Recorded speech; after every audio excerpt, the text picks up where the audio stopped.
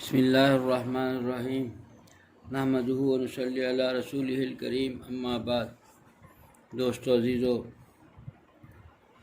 حضرت نبی کریم صلی اللہ علیہ وسلم نے دعا فرمائی، یا مقلب القلوب ثبت قلبی علی طاعتک۔ یہ کثرت سے مانگا کرتے تھے، بہت کثرت سے۔ حضرت نبی کریم صلی اللہ علیہ وسلم کا یہ معمول تھا۔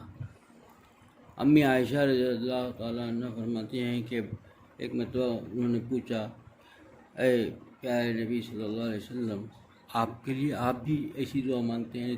اے اللہ، اے قلوب یعنی قلب کو پھیرنے والے، میرے قلب کو جو ہے، میرے دل کو تو طاعت پہ پھیر دیجیے، تیری طاعت پر، تیری بندگی پر، تو فرما برداری پر پھیر دے۔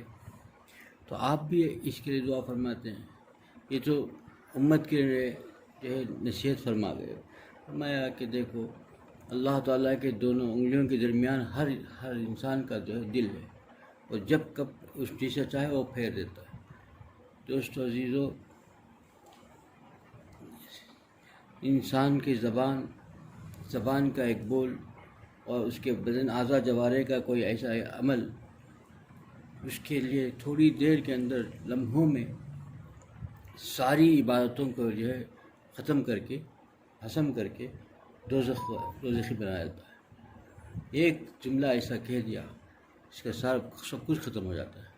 کوئی عمل ایسا کر دیا جو اللہ کو ناراض کرنے والا، ہاتھ پیر سے ایسا عمل ہو گیا اس پہ اللہ ناراض ہو گیا، سب کچھ ختم ہو جاتا ہے۔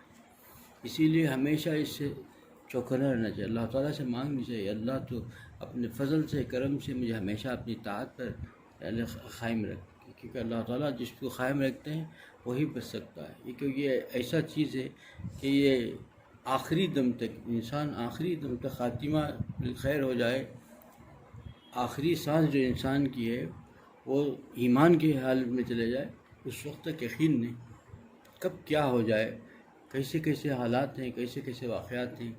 کتنے نیک لوگ تھے، ان کے آخری وقت اتنا خراب ہو گیا کہ عبرت ہو گئی، ایسی عبرتناک موت آئی۔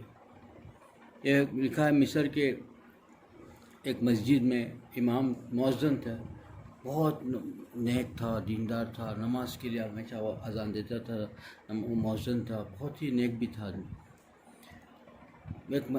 اوپر جا کے مینار میں جا کر کے اذان دینے کے لیے جا رہا تھا، تو پڑوس میں جو تھے، پڑوس میں ایک یہودی کا مکان تھا، اس کی حسین و جمیل لڑکی پر نگاہ پڑ گئی۔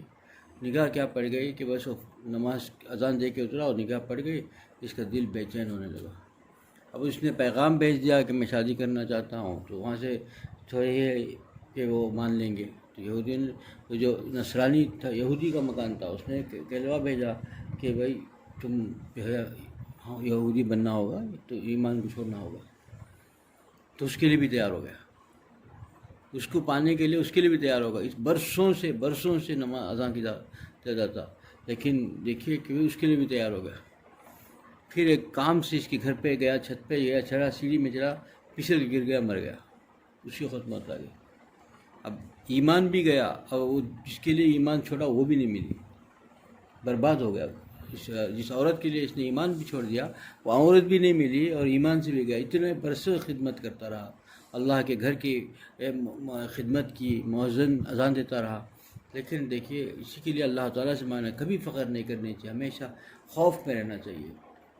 جوانی میں ہر لمحہ خوف رہے کہ کہاں پتہ نہیں کیا ہو جائے کہ اللہ ناراض نہ ہو جائے، اور جب بوڑھاپا ہو گیا، موت قریب آ گئی، تو ہمیشہ جو ہے امید رکھنا چاہیے کہ اللہ میرا کریم ہے۔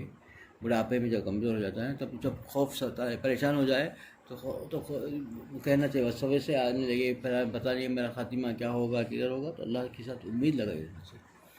کمزوری میں، بڑھاپے میں اللہ کے ساتھ امید لگائے، اور جوانی میں، تندرستی میں، صحت مند حالت میں اللہ تعالیٰ کا خوف طاری رہے، ہمیشہ خوف سے رہے، تبھی جو ہے اس نفس کے دھوکے سے انسان بچ سکتا ہے، ورنہ نفس کا دھوکہ ایسا خطرناک ہے کہ اس سے بچنا مشکل ہو جاتا ہے۔ ایک مثال دے کے فرماتے ہیں، دیکھو ایک آدمی ہے، جنگل گیا لکڑی توڑنے کے لیے، لکڑی کو اس نے درخت کو کاٹا، لکڑی باندھی، سر میں رکھ کے آیا، اس کو ایک شام تھا، بہت ٹھنڈ کا موسم تھا، ایک دم برف باری ہو رہی تھی، تو اس میں ٹھنڈ میں وہ شام جو ہے ایک دم سن ہو کے پڑ گیا تھا، وہ اسی لکڑی میں لپیٹ گیا تھا، اس کو پتہ نہیں چلا، وہ بے ہوش کی حالت ہو گئی تھی شام کی، ٹھنڈ کی اتنی زیادہ برف باری کی وجہ سے۔ اس نے اسی لکڑی میں اسے بھی اس کو نظر بھی نہیں آیا، اسی رنگ کا تھا، تو اس میں لپٹ کے سر میں جو ہے لکڑی رکھ کے سر میں آنے لگا۔ اب جیسے جیسے آنے لگا دھوپ نکل گئی، گرمی بڑھنے لگی، تیز دھوپ ہو گئی، آتے ہوئے جنگل سے جا کے لے کے آ رہا تھا۔ اب اتنے شہر پہنچنے تک جو ہے دھوپ تیز ہو گئی۔ اب جب تیز ہو گئی، لکڑیوں میں دھوپ پڑنے لگی، اس کے اندر گرمی حرارت آنے لگی، تو پھر اس کے اندر حرارت سے وہ پھر ہوش آیا، اب پھر وہاں سر سے اتر کے گردن میں سب ڈھس دیا، تو آدمی مر گیا۔ فرماتے ہیں کہ نفس کا حال یہی ہے، نفس سے کبھی بھی جو ہے ہم کو طاعت کی توفیق ہو گئی، ہم نمازیں پڑھ رہے ہیں، قرآن پڑھ رہے ہیں، تلاوت کر رہے ہیں، ذکر کر رہے ہیں، تو بھی دھوکہ نہیں کھانا چاہیے کہ ہم نیک ہو گئے، کہ پتہ نہیں نفس کب ہم کو ڈس دے۔ جس طرح سے اس سانپ نے ڈس دیا اور مر گیا، اسی طریقے سے یہ نفس کا سانپ ہم کو کب ڈس دے، کب ہم برباد ہو جائیں، کب ہمارا ایمان ہی خطرہ ہو جائے، ہمیں ایمان کے لیے خطرہ بن جائے، یہ پتہ نہیں۔ اسی لیے ہمیشہ انسان جو ہے اس نفس سے چوکنا رہنا چاہیے آخری وقت تک، جب تک کہ انسان کا آخری سانس ہے، خاتمہ بالخیر ہو گیا، تب جو ہے انسان کو صحیح سانس سکون کا سانس لینا چاہیے کہ اللہ کا کرم مجھ پر ہو گیا۔ اسی جتنے اللہ والے ہیں یہ اسی میں بھی کبھی بھی خوشی نہیں ہوتی کہ بھئی سب لوگ کہے اللہ والے ہیں، لیکن ان کے اندر ہمیشہ خوف طاری رہتا ہے، پتہ نہیں میرا معاملہ کیا ہوگا، کیسے ہوگا، کیونکہ اچھوں کے لیے پتہ نہیں اللہ تعالیٰ نے کبھی جو ہے کوئی تقدیر بدل، کیونکہ یہ دو چیزیں زبان اور اعضاء جوارح کے عمل ایسا ہے کہ تقدیر کو بدل دیتا ہے۔ اچھا خاصا انسان نیک انسان بدبخت بن جاتا ہے، زبان سے کوئی الفاظ ایسا نکال دیا اس کے لیے بدبختی لکھ دی گئی، ایک لفظ ایسا نکال دیا۔ سعد رضی اللہ عنہ کے متعلق ہے کہ وہ ایک گورنر بنا دیے گئے، تو وہاں پر ایک آدمی تھے، وہ تو سبھی ان کی تعریف کرتے تھے، نماز جہاں نماز پڑھاتے تھے، لیکن ایک اور مسجد گئے تو وہاں پر جو ہے ان کے مخالفت بس کہ وہ بولتے کہیں جہاد میں نہیں جاتے، وہ کہیں میں نہیں جاتے، مال غنیمت تقسیم نہیں کرتے، ان کے خلاف میں بہت بڑا شکایت کا بار بن گیا، بہت تکلیف ہوئی۔ سعد رضی اللہ عنہ نے کہا کہ اللہ یہ شخص جان بوجھ کے میرے پر اتنا جھوٹے الزامات لگا رہا ہے، تو اس کو جو ہے اس کی عمر بہت طویل کر دے اور فخر فاقہ بڑھا دے اور کسی جو ہے آزمائش میں مبتلا کر دے۔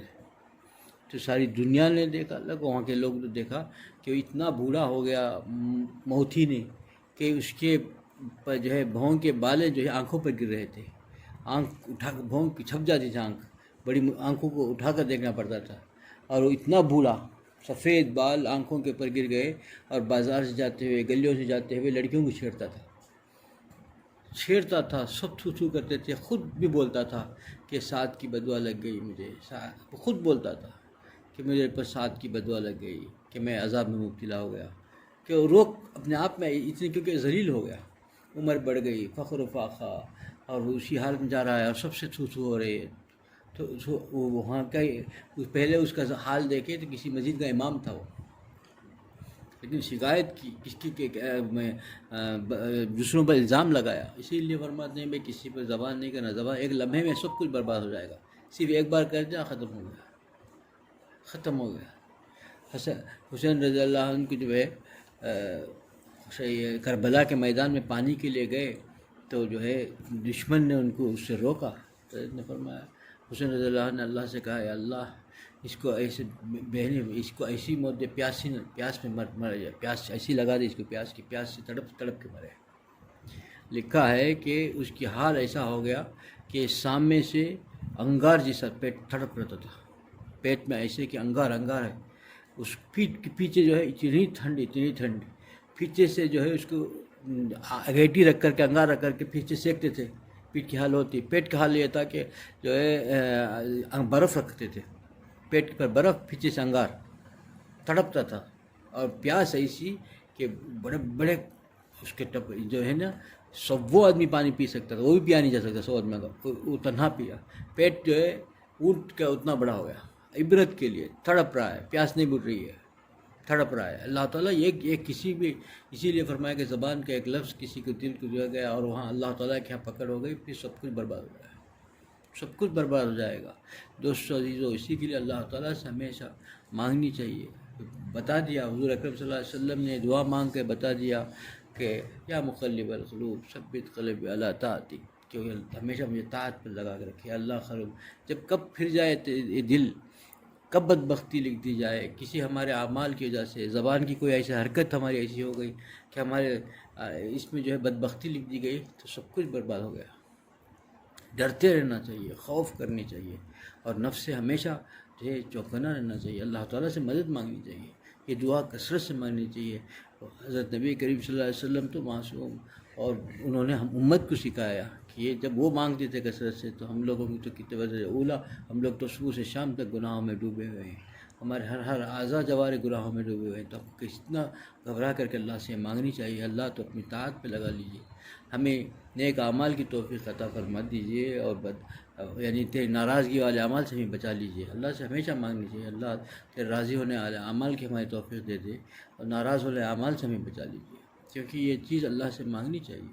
اللہ تعالیٰ جس پر فضل فرما دیں، اللہ کا کرم جس کے پر ہو گیا، اللہ تعالیٰ اس کو اپنے فضل سے بچا لیں گے. ورنہ زبان تو کبھی بھی دھوکہ دے دے گی. زبان کے سلسلے میں ہے ہی ایسی چیز کے کب کیا پھر جائے. مذاق میں بھی آدمی کہہ دیتا ہے، ایسی باتیں کہہ دیتا ہے جو کسی کے دل کو کیا دل پر لگ جاتی ہے، اس کو تکلیف ہو جاتی ہے. تو وہ دل کے جو تڑپ کر کے اللہ تعالیٰ کی طرف وہ منسوخ کر دیا، کچھ نہیں کہا، وہ اللہ کی طرف دیکھ دیا اس الفاظ سے، پھر تو پکڑ ہو جائے گی، کہیں نہیں جاتی. اور ایسا آزمائش میں مبتلا ہو جاتا ہے انسان. ہم لوگ کتنا آسانی سے مذاق اڑاتے ہیں. اسی لیے بزرگوں نے بتایا کہ بھائی دوست احباب سے بھی کبھی مذاق کرتے ہوئے سوچ سمجھ کر کے الفاظ کو نکالتے ہوئے سمجھ کر کے نکالنا چاہیے. ایسے دل کے ایسے الفاظ نہیں کرتے. آج ہم لوگ اس کے خاندان کا مذاق اڑا دیتے ہیں، اس کے خط کا مذاق اڑا دیتے ہیں، اس کے رنگ و نسل کا مذاق اڑا دیتے ہیں. خط کا مذاق وہ بیچارہ کیا کر سکتا ہے، وہ تو اللہ نے بنایا. اسی لیے فرمایا گیا کہ کس پہ ہنستے ہو، کمار پر ہنستے ہو یا اس کی مٹی پر، یعنی کس پر ہنسا ہے. یا جب اب کسی کے خط پر، کسی کے عقل پر ہنسو گے تو اللہ تعالیٰ پر ہنسنا ہو گیا، مذاق ہو گیا. جس نے بنایا، اس نے تو نہیں بنایا نا، جس نے بنایا اس پر مذاق ہو گیا. کتنی بڑی بات ہے. ہم کو مذاق میں پتہ بھی نہیں چلتا ہم کیا کر رہے ہیں، اس کو معمولی سمجھ لیا ہم نے. سوچنی چاہیے ہم کیا کر رہے ہیں. ہمارے اعضاء جوارے سے ایسا کام نہ ہو جائے جو ہمارے لیے پریشانی کا باعث بن جائے، ہمارے لیے پکڑ کا باعث بن جائے. ہم کل مجرم ہو کر کے اللہ کے دربار میں نہ کھڑے ہو جائیں. دوست عزیزو، اس کے لیے ہر وقت گھبرانا چاہیے. ہر وقت ہر زبان کو کہنے سے پہلے سوچنی چاہیے کہ میں زبان. اسی لیے بڑوں کا اور بزرگوں کا طریقہ ایسا ہے کہ کم بات کرو، بہت بول چال کم کرو، بولتے ہوئے سوچ کر کہو، کہیں پھر پچھتاوا نہ ہو جائے، پچھتاوے کا موقع بھی نہ ملے، اللہ کے ہاں پکڑ ہو جائے. زبان سے نکلی، کیونکہ زبان سے نکلی ہوئی بات، کمان سے نکلا ہوا تیر واپس تو نہیں آتے، پھر واپس نہیں لے سکتے. کچھ نہیں نکل گیا، کسی کے دل میں تکلیف ہو گئی، تکلیف کا باعث بن گیا، اللہ کے ہاں پکڑ ہو گئی، تو سب کچھ برباد ہو جائے گا. اس لیے اللہ تعالیٰ سے ہمیشہ مانگنی چاہیے. اللہ تو اپنی طاعت میں رکھ، طاعت کی توفیق عطا کرے. جس کو طاعت کی توفیق عطا ہو گئی وہ کبھی بھی نہیں سوچے گا، وہ سمجھے گا کہ جیسا میں مخلوق ہوں. جس کو اللہ تعالیٰ نے اپنی طاعت کی توفیق نصیب کر دی، وہ تو انسان چونٹی پر بھی رحم کرتا ہے. چونٹی سے بھی وہ سمجھتا ہے اللہ کی مخلوق ہے، میری ذات سے اس کو تکلیف نہ ہو جائے. یہ ایک کیفیت آ جاتی ہے. یہ ہونے کے لیے ضروری ہے کہ انسان ہمیشہ اللہ تعالیٰ سے مانگے کہ اللہ تو اپنے فضل سے، کرم سے طاعت کی توفیق نصیب فرما دے، اور اپنے میرے دل کو جو ہے طاعت کی توفیق میں لگا دے. ہمیشہ اللہ سے مانگنی چاہیے. اللہ مجھے بھی اس عمل کی توفیق عطا فرمائے، آپ لوگوں کو اس عمل کی توفیق عطا فرمائے. وآخر دعوانا الحمدللہ رب العالمین.